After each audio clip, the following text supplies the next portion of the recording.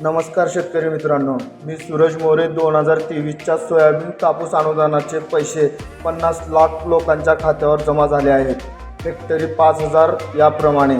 ज्या शेतकऱ्यांचे यादीमध्ये नाव होते पण पैसे जमा झाले नाहीत किंवा कोणत्या खात्यावर आपले पैसे जमा झाले आहेत त्याबद्दलची माहिती आपल्या मोबाईलवरून स्वतःहून कशी चेक करायची याबद्दल या व्हिडिओमध्ये पाहू.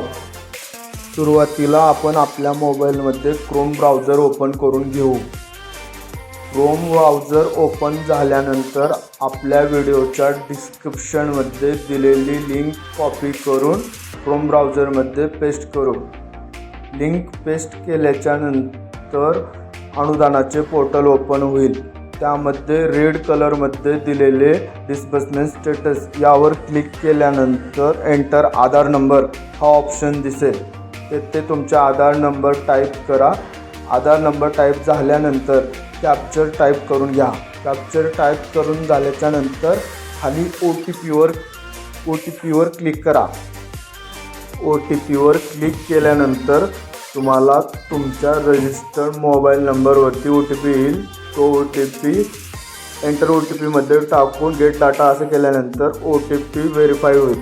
ओ टी पी व्हेरीफाय झाल्याच्यानंतर 4 टप्प्यामध्ये तुमचा पूर्ण डाटा तुमच्या समोर असेल.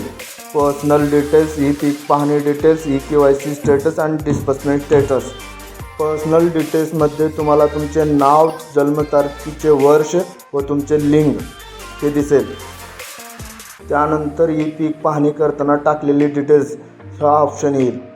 त्याचबरोबर ई KYC स्टेटस आणि डिस्बर्समेंट स्टेटस हा पण ऑप्शन तुमच्या समोरच असेल.